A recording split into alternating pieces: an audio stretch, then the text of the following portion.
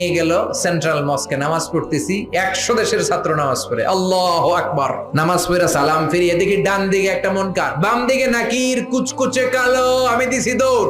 আমাকে যারা রিসিভ করেছে বলল, ভাই মিজান দৌড়াও কেন? আমি কই এরা কারা? কই এরাই তোমার বন্ধু।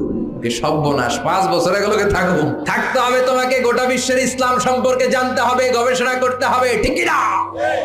মিশতে শুরু করলাম কালোদের সাথে। কুসকুসে কালো, অনেক লম্বা, চুলগুলো এরকম বুটি বুটি হয়ে থাকে আর গুটি গুটি হয়ে থাকে। আজীবন খবরে দেখতাম, ওই যে নেলসন ম্যান্ডেলারে দেখতাম খবরে, এটিএন বাংলার খবরে দেখা যেত আফ্রিকা মানুষ। এবার সরাসরি দেখতেছি। এই ফাত্তা আমার পাশের রুমে থাকতো, তার পাশে থাকতো চাইনিজ, এরপরে পাকিস্তানি। তো এই ফাত্তা আমার রুমে ছিল ফ্রিজ, ওর রুমে ফ্রিজ নাই। ও পানি নেওয়ার জন্য, ঠান্ডা পানি নেওয়ার জন্য আমার রুমে আসতো। আমি ভয়ে ভয়ে ওর বোতল লয়ে এই দরজা আটকায় দিতাম। প্রথম দিকের কথা, ভয় পেতাম কি না কি হয়। পরে দেখি না, মাশাআল্লাহ, কলিজাটা আকাশের মতো উদার।